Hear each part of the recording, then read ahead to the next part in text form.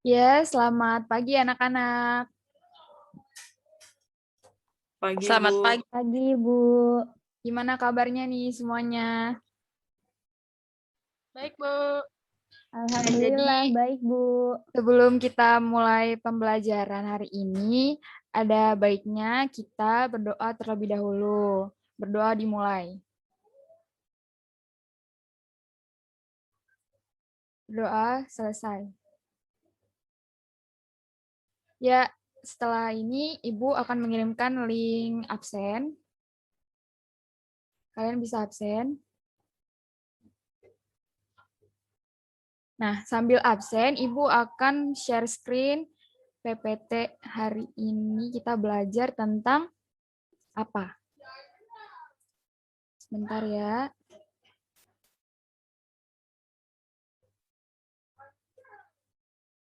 Gimana? Udah kelihatan belum?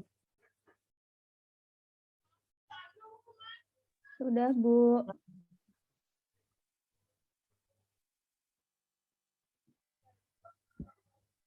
Nah, hari ini kita belajar tentang ruang lingkup biologi. Lanjutannya dari pembelajaran minggu yang lalu. Nah, minggu yang lalu kan kita udah belajar bab subbab awal. Nah, sekarang untuk sebelum memulai pembelajaran, Ibu mau tanya, ini gambar apa? Ada yang bisa jawab?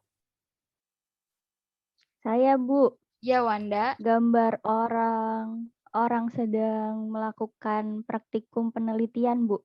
Iya, betul sekali. Nah, kalau dalam penelitian itu kan pertama, pasti kita akan melakukan suatu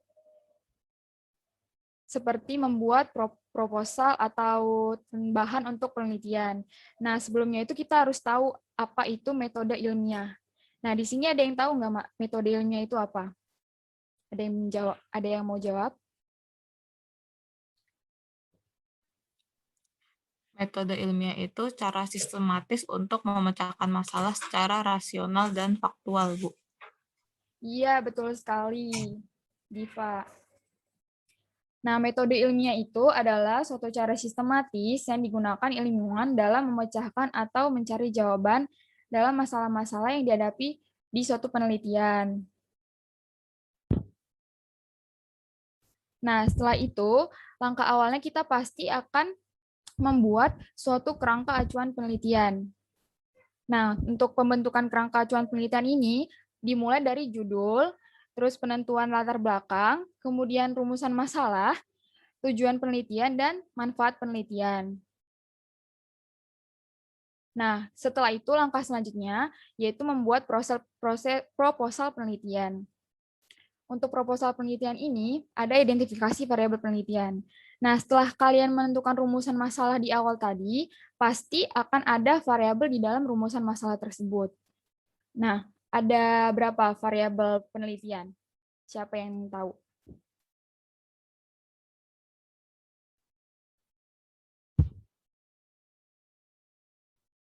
Gak ada yang tahu variabel penelitian ada berapa? Ada 3 bukan, Bu? Iya, betul, Diva. Ada apa aja tuh?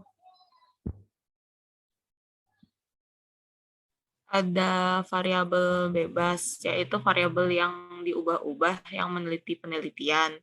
Lalu ada variabel terikat, yaitu variabel yang diamati atau hasil pengaruh dari variabel bebas tadi. Dan yang terakhir ada variabel kontrol, yaitu variabel yang sama. Iya, betul sekali, Diva. Jadi, Ibu izin menjelaskan lagi. Nah, untuk variabel bebas itu merupakan variabel yang sengaja diatur oleh peneliti sebagai tindakan yang akan diujikan kepada penelitiannya. Kemudian, variabel terikat itu hasil atau dampak dari variabel bebas. Dan yang terakhir, variabel kontrol adalah variabel yang sengaja dikendalikan atau dibuat konstan untuk menghilangkan pengaruh lain selain dari variabel bebas dan variabel terikat. Selanjutnya ada tinjauan pustaka. Ini tuh berisi teori-teori yang akan dipakai, kemudian penentuan hipotesis. Hipotesis merupakan jawaban sementara yang dihadirkan oleh peneliti sebelum menemukan fakta-fakta yang nantinya akan didapatkan setelah melakukan penelitian. Kemudian ada metode penelitian dan jadwal penelitian. Nah, untuk prosedur pelaksanaan penelitiannya itu sendiri, Ibu mengambil satu contoh penelitian, yaitu penelitian pengaruh suhu perendaman biji.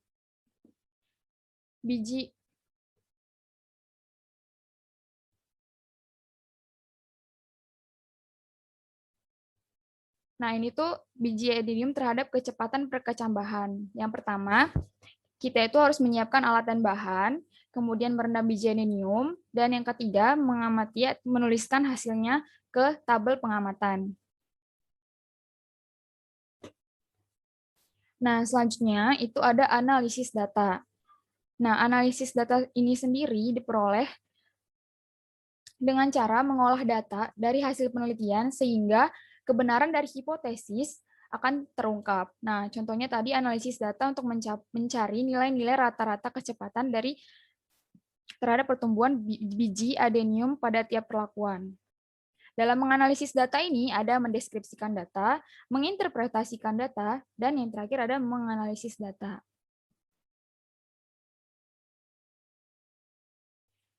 Nah, setelah melewati berbagai tahapan tadi, maka akan jadi satu laporan penelitian, di mana bab satuannya ada pendahuluan, bab 2 tinjauan pustaka, bab 3 metode penelitian, bab 4 data dan pembahasan, bab kelima kesimpulan dan saran, terakhir ada daftar pustaka, dan lampiran jika ada.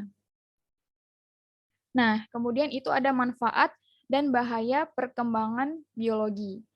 Untuk dampak positifnya itu yang pertama ada bidang pertanian. Itu ada kultur jaringan yang menghasilkan bibit unggul tanaman yang akan membantu petani dalam memperoleh hasil tanaman yang lebih baik. Kemudian ada bidang kesehatan, itu penemuan antibiotik. Kemudian ada bidang peternakan, inseminasi buatan, itu penanaman sperma ke dalam rahim. Untuk contohnya, Ibu ambil contoh sapi, penanaman sperma ke rahimnya sapi betina, sehingga akan terjadi fertilisasi tanpa melakukan hubungan seksual. Kemudian ada bidang industri, yaitu pembuatan susu fermentasi atau yogurt. Nah, selain dampak positifnya, ada dampak negatif juga, yaitu yang pertama, hama menjadi resisten akibat penggunaan pestisida. Akibat banyaknya pestisida, beragam pestisida yang digunakan, maka hama bisa menjadi kebal terhadap pestisida-pestisida tersebut. Kemudian ada kerusakan ekosistem. Nah, ini tuh bisa mengganggu keseimbangan lingkungan, karena misal munculnya organisme yang baru dari hasil rekayasa manusia, dikhawatirkan akan memenangkan kompetisi dan menyingkirkan organisme yang sudah ada di dalam kehidupan. Jadi akan merusak adanya ekosistem yang sudah terjadi. Kemudian ada senjata biologi. Bakteri atau adanya bakteri buatan itu bisa dijadikan senjata untuk membunuh populasi manusia. Nah, sampai sini ada yang ingin bertanya?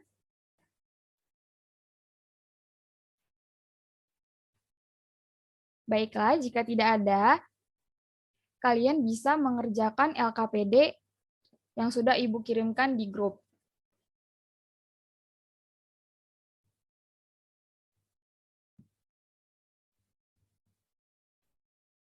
Kalian boleh mengerjakan selama 5 menit. Soalnya gampang. Ibu tunggu ya. Boleh, Bu.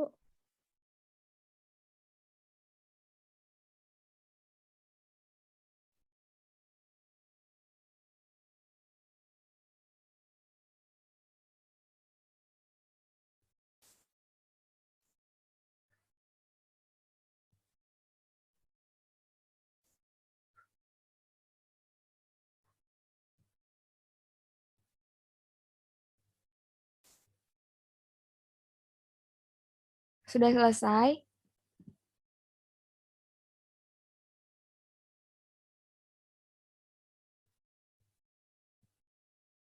Dikit lagi, Bu. Sudah, Bu. Wow, cepat sekali. Yang lain bagaimana? Belum, Bu. Ya, yuk masih ditunggu ya, 2 menit lagi.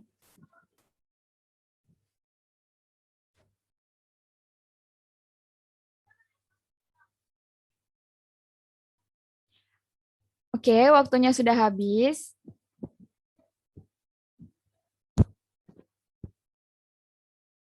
Tadi kan sudah dibahas. Nah, untuk kelompok 1, siapa yang ingin menjawab? Ibu tampilkan ini soalnya.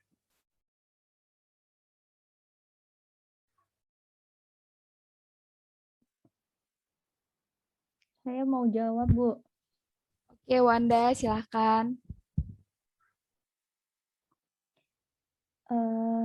Judul penelitiannya itu pengaruh pemberian dosis pupuk NPK terhadap kecepatan pertumbuhan kedelai. Lalu rumusan masalahnya itu apakah pemberian dosis pupuk NPK dapat mempengaruhi kecepatan pertumbuhan kedelai? Selanjutnya variabel bebasnya itu dosis pupuk NPK, variabel terikatnya yaitu kecepatan pertumbuhan kedelai, dan variabel antaranya yaitu kelembapan, cahaya, dan suhu. Iya, benar sekali, Sudah, Bu. Wanda. Terima kasih ya atas jawabannya. Oke, Ya, Bu. selanjutnya untuk kelompok 2, siapa perwakilannya yang akan menjawab? Saya, Bu. Iya, Caca.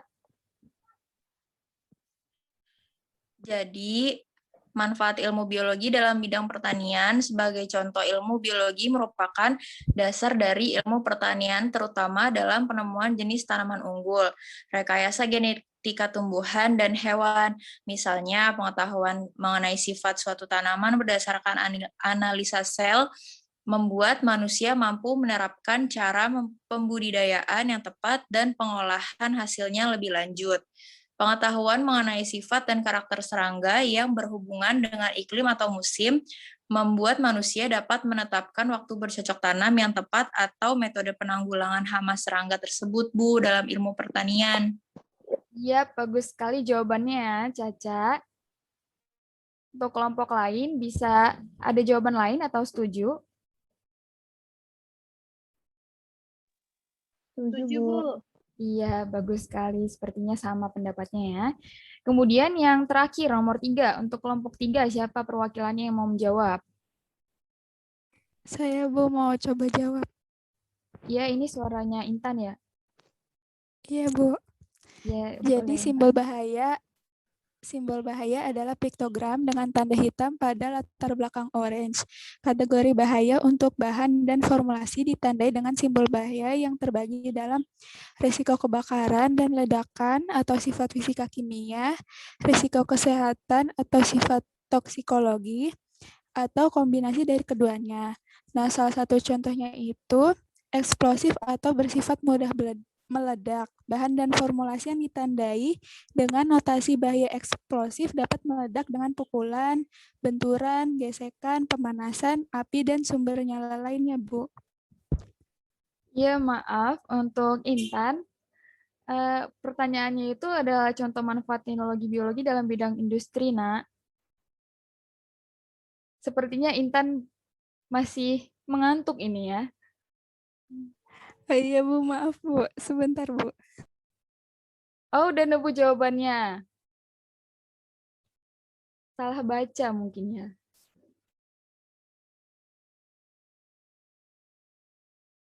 Gimana Intan? Mungkin Intan ada kelas lain tuh.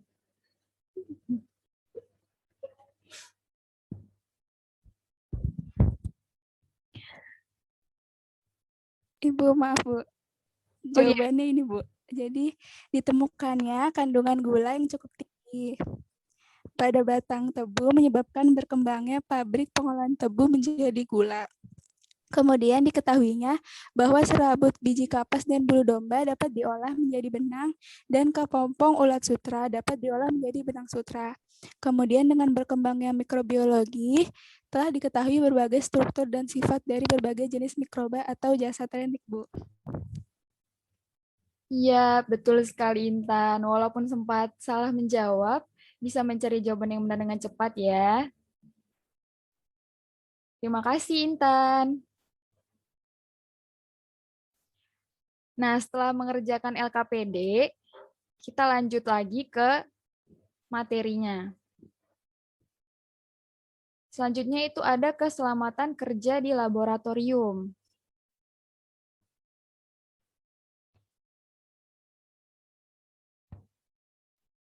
Pertama itu, agar tidak terjadi kecelakaan saat melakukan penelitian di laboratorium, kita wajib berhati-hati dan perlu memperhatikan beberapa hal. Yang pertama, kita harus mempersiapkan diri sebelum praktikum dan membaca petunjuk kerja. Lalu, yang kedua, kita harus menggunakan jas lab dan alat pelindung lainnya untuk menghindari paparan. Selanjutnya, harus menggunakan alat bantu yang sesuai dan kita harus berhati-hati menggunakan alat tersebut agar tidak rusak dan mengenai tangan kita atau anggota tubuh lainnya, agar tidak terluka. Kemudian, kita juga perlu memperhatikan simbol bahan kimia yang berbahaya. Seperti yang tadi sudah Intan menjelaskan tentang simbol bahaya. Nah, Ibu akan mengulangnya lagi. Simbol bahaya itu adalah piktogram dengan tanda hitam pada latar belakang oranye. Nah, kategori bahaya untuk bahan dan formulasinya ini ditentukan dengan yang pertama risiko kebakaran dan ledakan, kemudian risiko kesehatan, dan yang ketiga kombinasi dari keduanya. Lalu selanjutnya, pertolongan pertama jika terjadi kecelakaan dalam keselamatan kerja. Yang pertama, membasuh anggota tubuh jika terkena bahan kimia atau terbakar. Yang kedua, membersihkan anggota tubuh yang terluka, lalu menutup dengan plester. Jika ada bahan kimia yang terhirup melalui udara, keluarlah dari ruangan. Kemudian jika timbul gejala pusing dan atau mual, mintalah bantuan tenaga medis. Nah, setelah ini materi kita sudah selesai. Nah, setelah Ibu menjelaskan, Ibu punya evaluasi yang harus kalian kerjakan.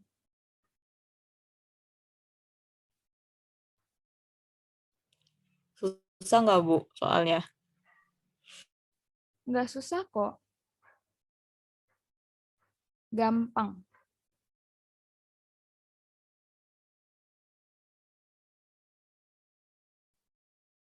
Ibu kirimkan di grup ya linknya. Atau di room chat. Sebentar. Agak nih ya.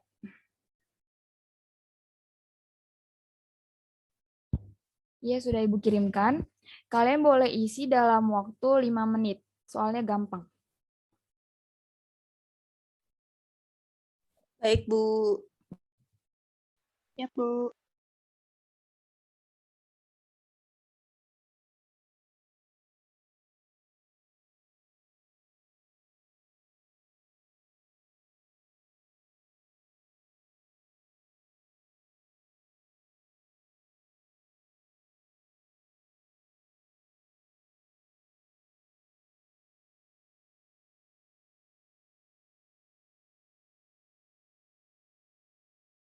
Iya, waktunya sudah habis.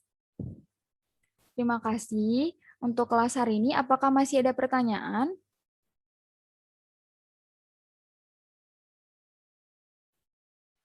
Dari saya tidak, Bu. Yang lainnya bagaimana? Dari saya juga tidak, Bu. Oke, Jelas, baik. Bu. Ada yang bisa menambahkan kesimpulan? Saya, Bu. Iya, Alma. Ibu, saya izin menyampaikan kesimpulan. Jadi pembelajaran hari ini kita belajar mengenai penelitian. Nah, penelitian ini dibutuhkan pembuatan fakta penelitian dengan urutan identifikasi variabel penelitian, tinjauan pustaka, hipotesis, jadwal penelitian, dan metode penelitian. Setelah itu dilakukan sesuai prosedur penelitian hingga menghasilkan suatu laporan penelitian. Kemudian ada dampak positif dan negatif perkembangan biologi.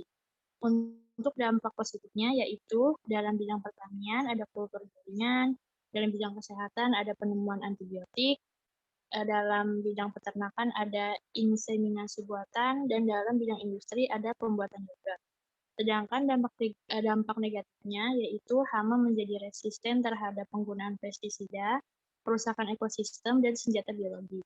Yang terakhir, yaitu kita harus memperhatikan keselamatan kerja dalam laboratorium dengan cara mempersiapkan diri sebelum praktikum dan membaca petunjuk kerja. Kemudian juga menggunakan gas lab dan alat pelindung lainnya untuk menghindari paparan. Kemudian juga menggunakan alat bantu yang sesuai dengan sangat hati-hati dan memperhatikan simbol bahan kimia yang terdapat di laboratorium. Sekian Bu dari saya. Baik, terima kasih Alma atas kesimpulan pembelajaran hari ini. Jika tidak ada pertanyaan lagi, Ibu tutup pembelajarannya. Namun terlebih dahulu kita berdoa menurut agama dan kepercayaan kita masing-masing. Berdoa dimulai. Berdoa selesai. Terima kasih kepada kalian yang menghadiri kelas dan selamat pagi anak-anak. Pagi Bu, terima Pagi, kasih. Bu. Terima kasih banyak. Pagi.